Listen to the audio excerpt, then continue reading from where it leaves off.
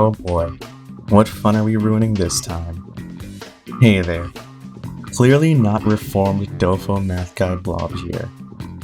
It's time to come up with a convoluted method to test common consensus again.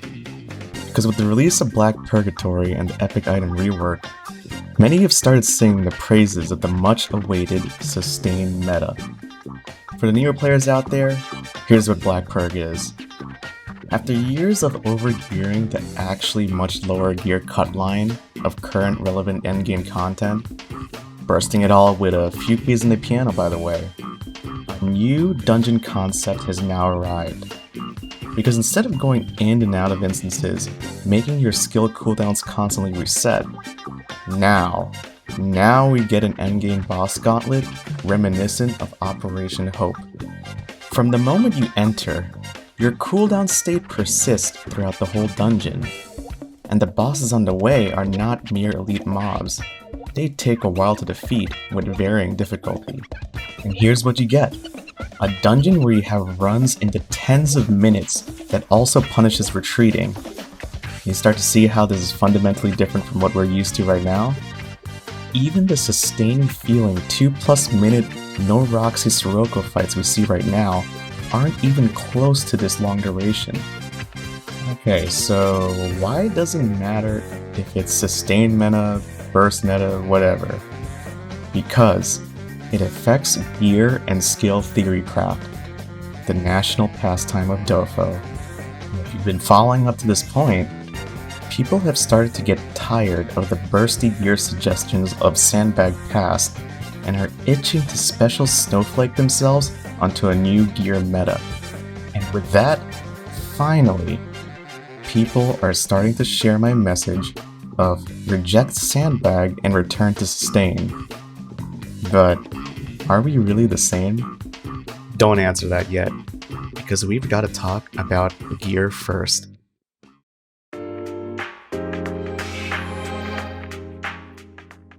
Most of the endgame item mods can be described as affecting DPS in many ways, but the most criminally misunderstood are those options that don't neatly affect all skills equally. That's because Dofo is still part action game. That means the opportunity cost of any item set you want to use can actually vary depending on many factors. Let me bring you through some of them. First off, the most basic concept you need to understand is the generic item mod. Gear options such as skill damage, all attack, weapon attack, critical damage, elemental bonus damage, pretty much everything in the character details tab all do the same thing, and that is, they increase the damage of all your skills equally. If you don yourself in gear sets like this, the effective damage increase from using these types of sets don't actually change as your rotation changes. It doesn't matter if you do an optimal rotation or even if you know what that means. The overall damage increase you get is the same. Now wait a sec. Am I suggesting that rotation differences can change the value of the other types of items too then? Yep. To start, let me show you what most players can understand first. Burst items. These types of items usually have mods like +1 to 50, 85, 100 skills, level 85 active skill attack plus 45%, and +1, 1 to 100 skills. Basically, anything that buffs your class awakening skills or high level skills in general are considered burst focused. Most of the classes in the game have an awakening skill worth using when it's up, despite their horrible paper DPS. And that's mostly due to their comparatively longer cooldowns in the minutes. To compensate, their damage per button press are usually very high, and a lot even beat their long channeling animations. But if most classes have bad awakening DPS, why are there damage report pictures showing huge shares of some classes' damage as awakenings? And the answer is the observed time period. You see, thinking only of the per skill DPS is flawed. Why? As the time period becomes shorter, the share of your total damage of your awakenings increases. This is because awakenings are usually forced to be prioritized for at least one use, even in short damage dealing periods. It's not surprising then that the channeling time would push other skills you would have used out of the pizza pie of overall damage. And with Sandbag combos focusing on 25 seconds, you can see this often. But hold up. Why is +1, 1 to 100 skills also considered burst focused? Everything gets that same +1 skill level. While it's true that skill level range items hit almost all of your skills and even buffs class passes that affect all your skills equally, unless you're Chaos, the truth is, that +1 skill level does not mean the same damage increase for every skill. Usually, as the base level of the skill increases, the higher the relative damage increase is per plus skill level item mod. In the case of +1, 1 to 100 skills, that basically means the higher level EX skills and awakening skills are getting bigger damage bonuses from this mod. This is enough to technically skew the damage increases towards the higher cooldown burst skills, just like before. And by the way, it's possible to have a skill level range item that focuses on a more sustaining path instead.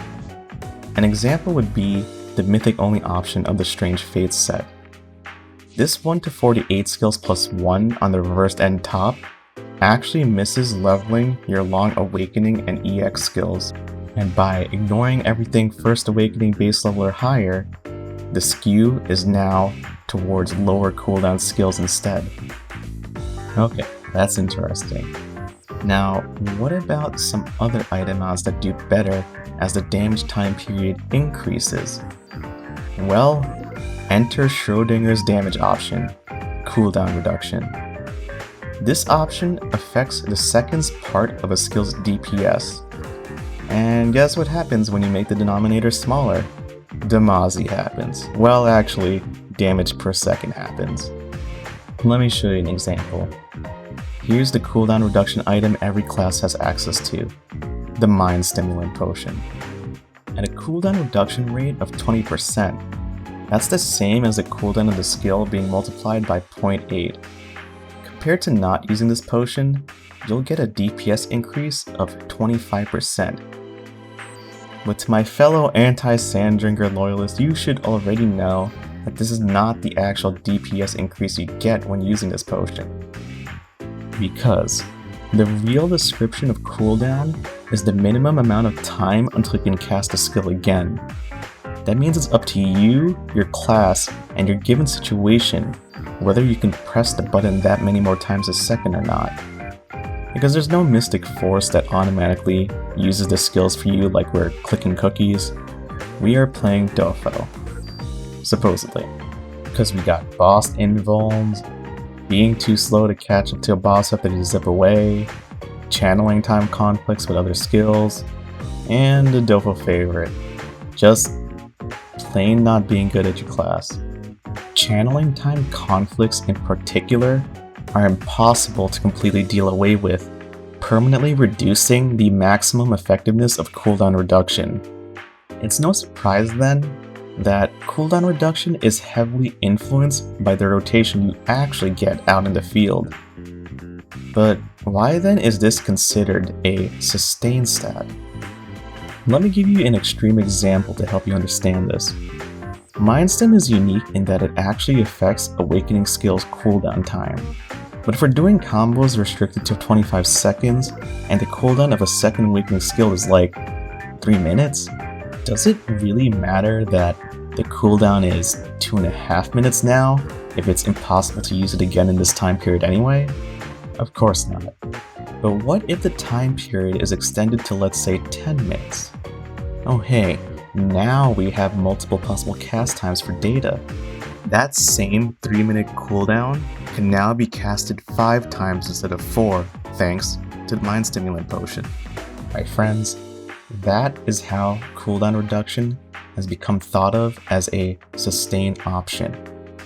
As the observed time period increases, these big rocks of high cooldown damage skills gets closer and closer to reaching the paper DPS expected of a cooldown reduction item.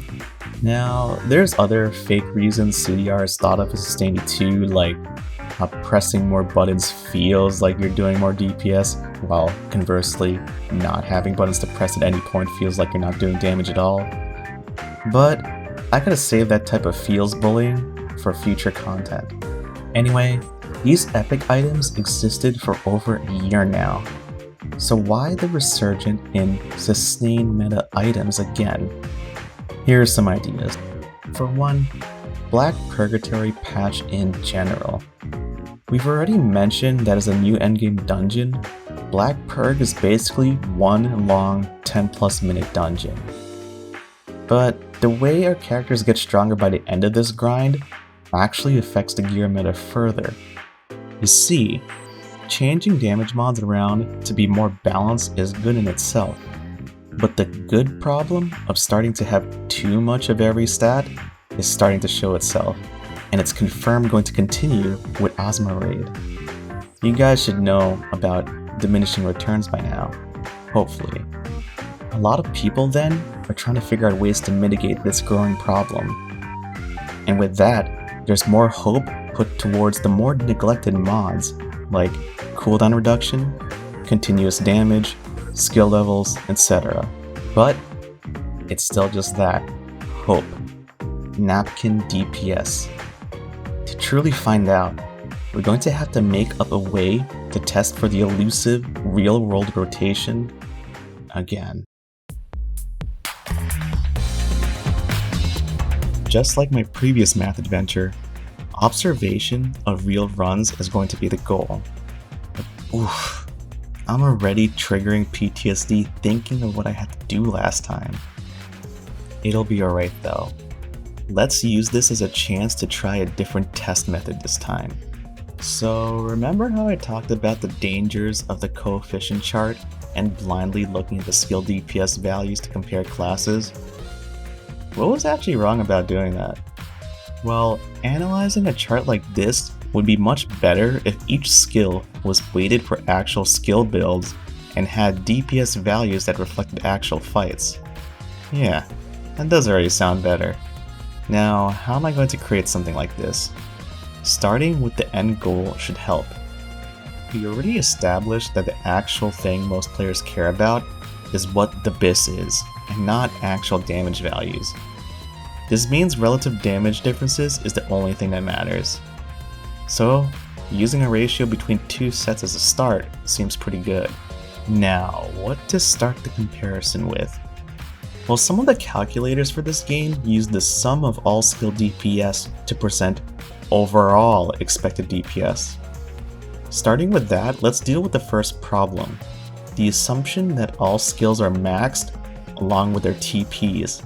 I really hope most of you realize that doing a sum of the DPS of these chart values fails the SP limit test.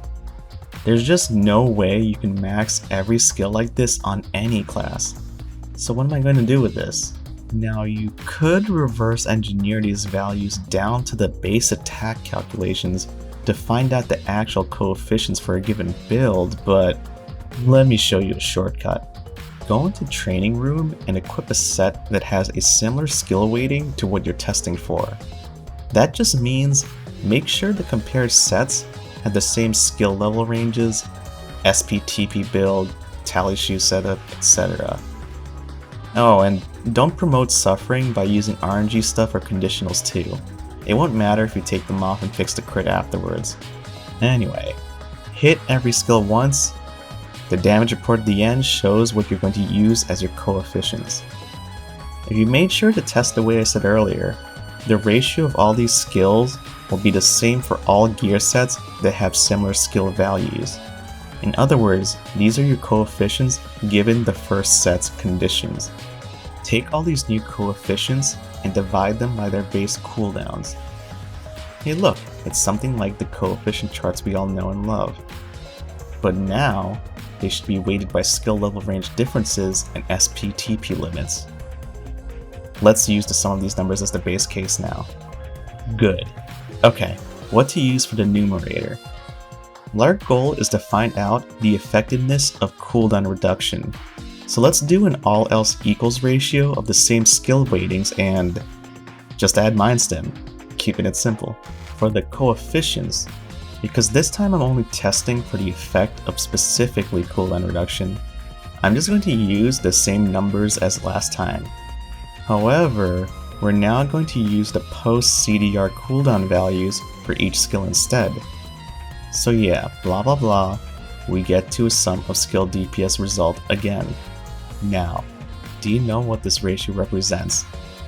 This is actually the expected DPS increase of adding said CDR. Remember, all else equal, using the same level increases, etc. Pretty cool, but there is a problem. This is the expected DPS if you can somehow use 100% of this added CDR. Please tell me you know this is impossible on every class. We're going to have to follow up with the blob tech then. Let's go again, but now that result we got just now is the denominator. This will represent 100% utilization of CDR. But for up top, we're going to do something a little bit different. We're going to use the same coefficients and ratio to the base set like last time, but for the CD per skill, we're going to use frame analysis to find out what my actual effective minimum cooldown is on every skill. That means we're going in with that gear in a relevant dungeon, recording footage, plotting every time I use a skill on each frame. And those undoubtedly longer times will basically bake in all of those questionable factors from earlier. What we'll get at the end now is the effective damage increase using these tested DPS values over basically the paper DPS. And what the hell is that, you say? This ratio of ratios gives you something called cooldown efficiency. It's a 0 to 100% value that pretty much tells you how close your tested CDR usage is from the perfect result. And when you look at that, it's that strange value no one tries to understand in Dawnclass's calculator again. So I have a long road ahead of me, don't I? Time to do the hard part for you guys. You better give me internet points for this one. The recording I'm going to use today is about a month after release of Black Purgatory, so most have gone through the initial hurdles of a new endgame content release. Here we have a difficulty 2 clear following this dungeon path. It's most people's experience so far, so not representative of difficulty 1 suffering pubs or difficulty 4 flexing. Anyway, let me show you the overall flow of the run. In trash rooms, you usually see me saving high cooldown moves for coming boss rooms, opting instead to level 1 fancy twist into Sky Sword or something. If they're stronger named mobs, that's where skills like Final Attack or Midnight Carnival come out too. Boss-wise, Jade, Venta, and most of the followers don't do some crazy early invuln thing. So with this type of strength, they kinda just die to high uptime. But for some of the Dark Knights though, there are some patterns that you have to be a bit cautious about. You'll only really be stopped though by something like Timor Floor Puzzle, which just so happens to appear here. And for skill resets, APOC and all in on the first follower, take the reset NPC, APOC the next follower, let the satyr die to trash mobs, then APOC and all in the Dark Knight. After all that's done, retreat right before Astaros for the final skill reset. Now, the current Astaros fight is pretty broken in all difficulties where you get Jenna. The strat is room load APOC, link to First Awakening you heathens, then a little after blow first Jenna. When Astaros comes out of this, she does the world teleport mechanic, which is just more free counter damage. It doesn't matter what world she picks, you can probably be ignorant enough before Jenna's CD comes back. When Jenna does come back, just use it on a pattern fail at the very end to maximize the ignorance. And finish the job. Parse over. Now that's a lot of uptime. There you go. Now it's work time. I'm going to do some frame counting here. So let's load it up in an NLE like Vegas to make this easier to do. and zoom in to be able to frame by frame this. Here's how it's going to work. I'm going to use this frame number as an identifier. As I skip through the recording, I will mark the beginning of each skill cast in an Excel frame journal using this number. It's not actually that hard to do this, by the way. I'm just going to use the skill bars and CD icons flashing to count as a skill cast. Now, how do I get that effective cooldown time from earlier? Well, the average recast time between each of these moves is actually just that. But there's some ratio rules we need to take care of, due the same time to each side of the equation or whatnot. Think of this. If the base cooldown of Legion Array is 5 seconds, and Mind Stem takes it down to 4 seconds, should having a tested recast time of 10 seconds negatively affect this result? The answer is no. The reason is, the situation that would cause you to go way over the expected and a base CD of the skill would equally hinder you if you didn't use the Mind Stem potion at all. The way to make up for this phenomenon is to cap the journalized recast numbers by the base CD. Basically, any recast base CD or longer are being recorded as utilizing 0% of that 20 CDR Mind Stem when modified this way. Hold up though, because it's time to think about that again. How about the first skill cast of the run? Some of you might think that the Journal of Recast should just start with the time between the first and second cast. But something that I need averaged into the results is the effect of room entry situations on cooldown reduction. Just think, Dofo. What is the effectiveness of CDR on the first cast of any skill? The answer is 0% cooldown efficiency.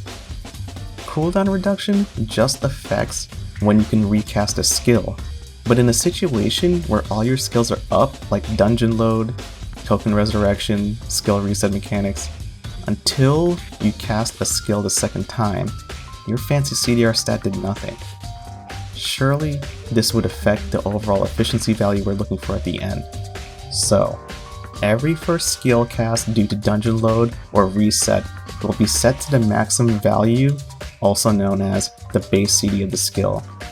Okay, good adjustments. Finally, the average recast time of each skill with these now are going to be our effective CDRs for our test case. Now behold, the full run Black Purgatory efficiency value for Chaos using 5-set Crossroads, Pay to Win Belt Enchant, whatever this Tally Rune setup is, Mind Stem, and Custom Sword. Cooldown efficiency, ooh, oh wait, this doesn't make sense. How did this happen? Well, looking back, the times where my party was jacking about in empty rooms or in town are still being counted for these recast times. Even something like Awakenings getting reset due to retreating is causing the recast time to be skewed by impossible data. So yeah, one more fix. We need to remove the jank and find a way to deal with these skill resets. To do just that, let's create cutoff points to only count the segments with actionable encounter frames to remove forced downtimes. And as a wanted side effect, my sheet is going to count each new segment's first cast as having 0% cooldown efficiency like before. Now we have the real tested full run cooldown efficiency value of, drumroll, 26.6%. What does that mean? Well, we kind of need comparables to see if that's good or not, but obviously it seems pretty bad to be utilizing a fourth of the power of the CDR Crossroads mix on a so-called OP Tally Shoe class. But the real question is, does this value mean that CDR is good on Chaos for this content? What you need to actually know now is how much did Neopal price in that cooldown reduction in the item budget for each epic set? Ask yourself, what's the opportunity cost of this Crossroads Kasim setup? Well, probably the same set with a different weapon is a good first test. Let's choose last month's darling, Karma Yang Taiji Sword. Now check this out. We're going back to the Dawnclass calculator. This old calc hasn't been updated in a while, so we're going to have to create a fake Mind Stem by using Assassin as a base. Yes, I know it's not exactly the same function as Mindset, but it's close enough. Anyway, now I'm going to set cooldown efficiency to 0 for the sustain tab before running this. This means all cooldown options will have 0 effect. And why do this? Because the ratio between the Yang setup and the Kasim setup will show the effective skill damage increase that the CDR options of Kasim have to overcome. Let's check the ratio between these two now. And the effective damage increase is 14.6%. So in the same terms again, that means with this Crossroads setup, Kasim's 20 CDR option has to overcome a per skill damage increase of 14.6% to beat the break even against Yang Taiji. And you know what? We have a tested cooldown efficiency value too. Let's plug that in. Well, Yang is still better, and at 9.9% no less. But I thought I was supposed to do more damage than 90% of Chaos players. Well, there are multiple problems for what I just did. Because maybe this final tested cooldown efficiency value is lower than it should be. Now hear me out. Black Purgatory is certainly a longer dungeon, but it is littered with trash mob rooms. Depending on your class, there's actually a tendency to save big cooldown moves if you know that a harder mini-boss is about to come up. Even if it could take longer overall to deal with trash mob rooms like this, players tend to sandbag here because of the perceived value of time in boss rooms versus trash. Although seemingly insignificant, this inefficient use of skill cooldowns adds up when the whole run is considered. And that's how you get surprisingly sad results. And oh no, my data actually did just that. So what are we gonna do? How about just filtering the parse to the Astaros fight at the end? It's a pretty consistent fight since we have the Jenna Groggy mechanic, and it's still a longer sequence than what we're used to at around 90 seconds. Still feels long enough to be considered sustained meta, I guess, and it has some boss pattern resistance too. So, same sheet, but we're going to have the rest of the dungeon taken out. How much did we improve? Alright, 43%. You're getting better! Now, back to the calc, plug that in, and Kashim still sucks. That brings us to another problem. I'm certainly doing the same calculation as Dawnclass to match his cooldown efficiency thing, but there are important factors still missing. Because we aren't exactly comparing apples to apples here. Not only does the calculator version of this value taper off as the applied CD goes up, Dawnclass's version of this value is just a blanket mod for all the skills in general, versus my method of averaging out tested cooldown efficiencies per skill, and with proper build and gear base damage weightings as a much needed bonus. It comes to no surprise then that comparing our values like this proved suspect in the result. So guess what? The fix to this problem is to match method for method. We are going to have to do all of this again with another set. What day is it? Well, here's the Yang Gang version of the set now. It comes from another day's run obviously, but the overall run feels the same anyway. So hopefully we don't anger the mob too hard. Anyway, the results. Looking good. Full run, 29.1%. Astaros parse, 43.1%. Let me show you what kind of results we can finagle out of this nonsense. Now, remember how we found out that custom CDR option versus Yang has a break-even point of 14.6%? Well, with our data, each set has an effective skill damage increase due to CDR. If you take this value for the custom Astaros parse and divide it by that of the Yang Astaros parse, what you get is the effective damage increase of only custom CDR option.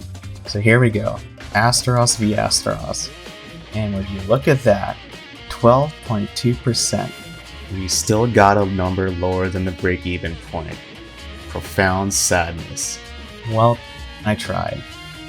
It seems like I can't cheat this data enough to prove Custom Chaos is a super cool, special snowflake sustained meta choice. And this is made worse because we haven't talked about difficulty yet. Because dealing damage with more button presses is inherently harder. Again, as an example, Chaos skills play less well with each other the more you have to do them. This is especially true because after Third Awakening, Chaos's already long Awakening combo now includes another skill you have to fit in, and one of the longest Third Awakening channels in the game. But it's not as simple as class bad, CDR bad always. Just like it was important to find the break-even point for Kasim's CDR option, one must find out the true skill damage opportunity cost for every applicable CDR setup. There is no shortcut. I'll give you only one more example for free. Assassin versus Gatekeeper Sirocco raid grad is a point of contention. Using our same setups, all Ellie Gatekeeper deals 8.4% more damage per skill than Assassin. And then, isolating for the CDR of Assassin will actually give us the same result as last time. But now, with a break-even point of 8.4%, Assassin seems to dunk Gatekeeper even when referring to our more realistic data. In this case, the problems of CDR on Chaos become a bit more acceptable, since Assassin actually doesn't sacrifice as much actual damage for CDR compared to its direct competitor. So as a CDR source past the Universal Mind Stem, Assassin over Gatekeeper is allowable. And somehow I'm not done yet. I just had a good bully idea. You see, I know there are a lot of people trying to accomplish what I've just done here with longer duration sandbags, so we gotta go back in time once more. Now what if I did the same frame analysis but with training room sandbag combos this time? Ah yes, I'm going to compare one of these to an Astaros fight. So how about a 90-second sandbag parse then? It's about the same as the actual recordings we've used thus far, so let's do this. Obviously, against a non-moving, perfectly vulnerable sandbag, you're going to deal some of your best combos. But take a look at the numbers now. There is a huge jump in average cooldown efficiency, effective skill damage, just about everything. Quick, let's do that Kashim opportunity cost analysis with these new numbers. And finally, Kashim overwhelmingly beats Yang this time. 26.1%. So, Kashim is my new best friend now, right? Of course, the point of me going back and doing this is to make a point. Poorly customized calculator results and sandbag numbers are wildly different from actual real-world situations. You're going to get many people who play Theory Crafter thinking doing what I just did is an appropriate amount of testing, but the reality is sadness. Unfortunately, the real answer to all geared questions is what no one wants to hear. It depends. And if you don't take it upon yourself to do real research, you may miss out on real damage. So yeah, it's a hard life. But it's good that I can leave shining examples like this to show that real damage is there if you bother to seek past what mentor tier players have decided on. If you somehow stay through this whole video, you're winning. Literal, statistically legends that have learned some new tech. Anyway, I've been Blob. Don't bait me into being like this again for Ozma Raid, will ya? Well, see you soon.